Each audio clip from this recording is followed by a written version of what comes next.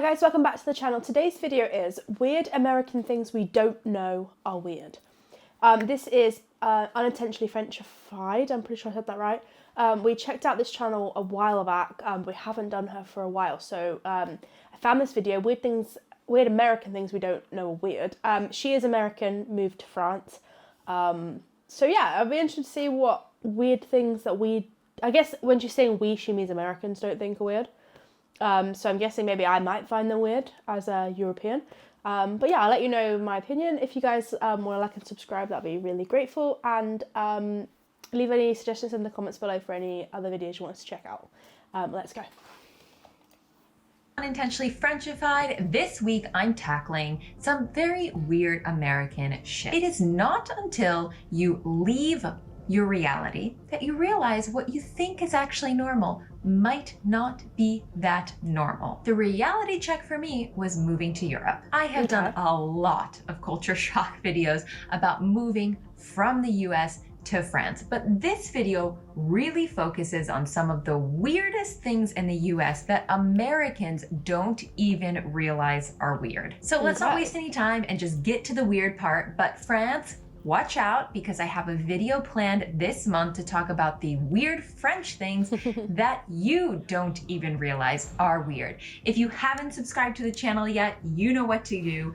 Otherwise, let's jump right into it. C'est parti.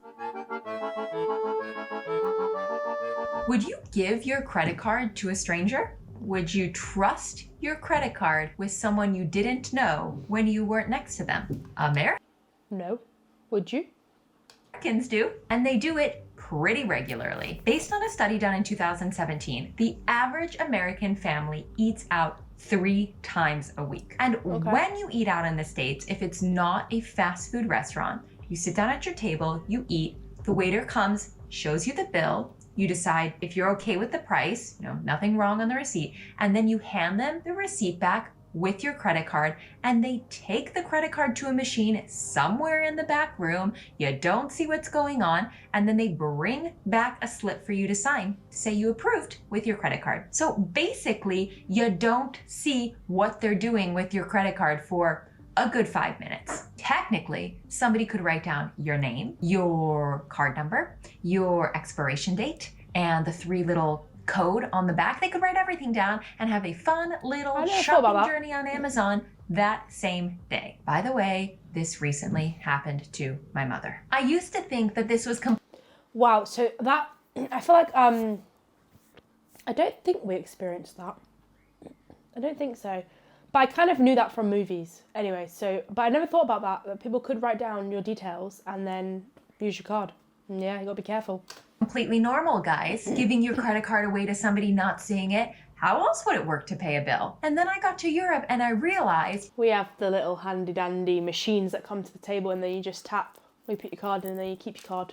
That the machines to run your credit card are small and transportable. So people come to your table with the machine and you're the one who puts your credit card in the machine and taps a little code or signs. And nobody ever takes your credit card but you. Even in like the most safest countries in Europe, I have never been asked to take my credit card out of my own sight. This just doesn't happen. People don't trust other people with their money. And we shouldn't either in the US. This is so bizarre. Okay, TV ads in the US are the worst. Like seriously, the worst. There are so many ads. It is so exhausting. Thank the Lord for streaming, which still has quite a bit of ads, but at least is a little bit better, right? So this isn't really about general ads, but let's get even more specific and let's talk about medical ads. Did you ever think it was really strange, those ads where you have like a grandfather and he's playing in the yard with his grandkids and his wife is watching lovingly with some handmade lemonade, and then all of a sudden this very creepy voice in the background says, Danny is living his best life because he's taken Shawada and Shawada has made his life better. And you too should ask your doctor to take Shawada. And then as Danny's swinging his grandkids in the air, you hear the creepy voice say, and please don't take Shawada. If you have a heart disease, it will kill you. If you have blue eyes, it will kill you. If your second toe is longer than your first toe, it will kill you. You will become depressed. You will suffer. You will die. When I lived in the US, Yeah, you guys do, your ads are crazy. We don't have any, so we don't have any ads for like prescription or non-prescription medicine. Excuse me, we don't have any of that on the TV.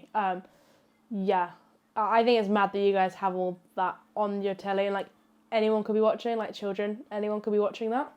But yeah.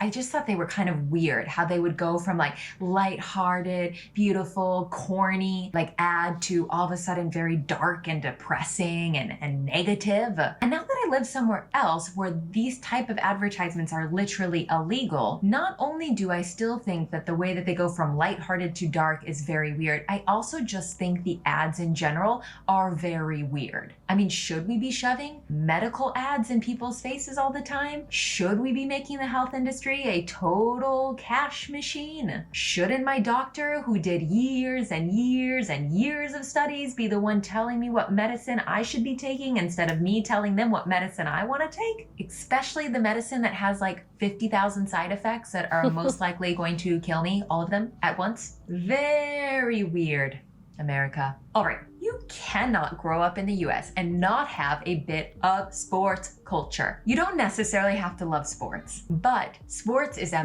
massive entertainment in the US. So it's not just the actual sporting event. It's the cheerleaders, it's the music, it's the mascot, it's the drink. It's the whole experience. It's this before, after, during, the halftime entertainment. It's everything. It's not just the game for you guys, and that's amazing. It's the food, it's everything, right? So even if you don't come from a family that loves sports or you're not that into sports, you've probably been to a game or two. Like a lot of sports, baseball in the US has a world championship, a World Series. Up until now, all of this is pretty normal because when you think of world championships, you've got lots of sports. I mean, you've got the World Cup in soccer, you've got the World Championships of rugby, or you've got like the Worlds in gymnastics. I mean, most sports have a world championship. So the World Series in baseball doesn't seem very weird until you leave the US and you realize that the World Series of baseball doesn't actually include the world. Now, I've had quite a few number of discussions with some non-Americans about this because people outside of the US find this notion very bizarre. So I know some of you in the comments will say that this series was named after a New York newspaper, and so that's why it got its name that way, and so it's not that big of a deal.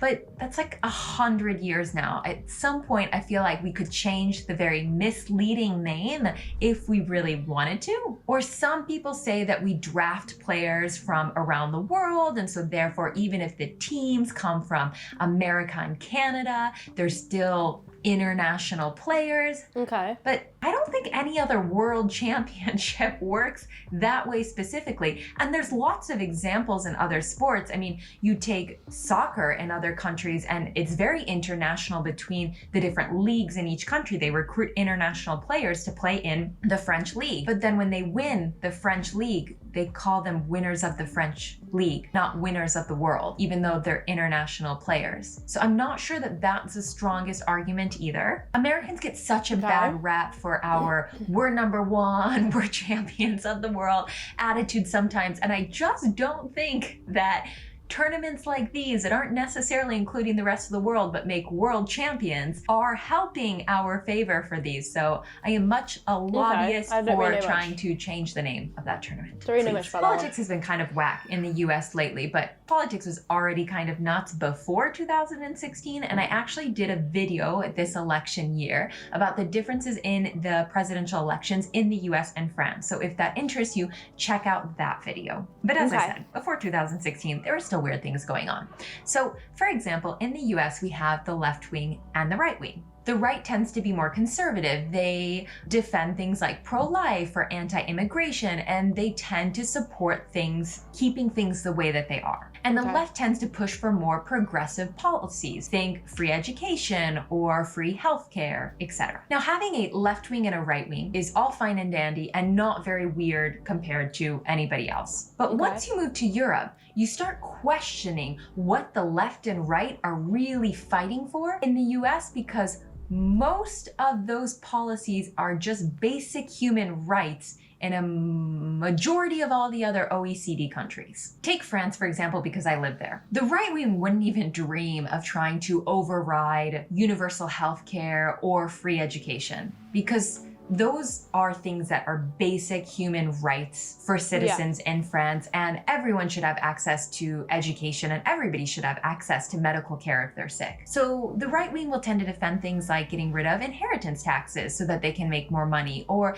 the left will tend to support things like taking power away from the landlords and upping their retirement funds. These are the kind of issues that they start to really debate about. And in the US, when people are saying that, for example, Joe Biden is a radical left president, it's really weird because in Europe, for example, he would be right wing. In France, he would be conservative. I mean, if you want left wing, you'd really need to get like Bernie Sanders up there with his mittens, or someone even more left than him. In France, in the last presidential election, the most left party was an anti-capitalist party, so like very left. So just not at all the same things that we debate about in the US. I saw a really great...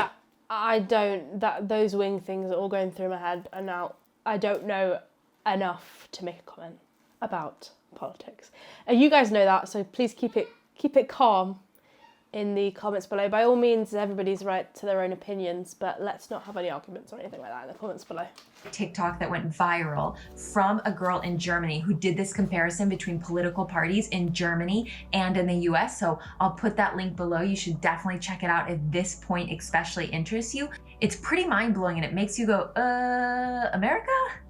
Are we like 100 years behind everyone else? Can you drive down an American street without seeing red, white, and blue flags flying everywhere? In the Midwest, where I'm from, it is I don't think this is weird though. I really like this. I wish other countries did this. pretty hard not to. Americans tend to grow up with flags surrounding them everywhere. And I'm not just talking flags on state buildings. I see flags on houses. I see them on cars. I see them on people. I see them on clothes. Hello, Old Navy, anyone?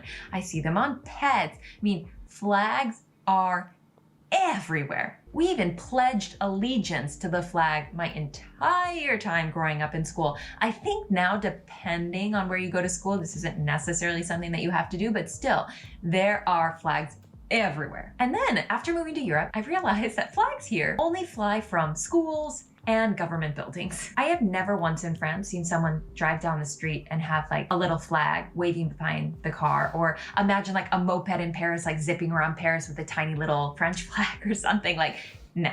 The French and a lot of other European countries don't see flying flags as a sign of patriotism. They see flying flags as a sign of nationalism. And while I still love me a good old American flag flying in the wind, when you start realizing that people link loving your country with flying an obsessive amount of flags, you start wondering if that's not representative of loving the US or just a little bit weird. All right, guys, I did my 5. That's a wrap. That was a great video, a few new points, but I love the flags. Keep the flags out, please. I love the flags. Honestly, it's amazing. Her link's in the description below as always, and I hope you guys have a fantastic day.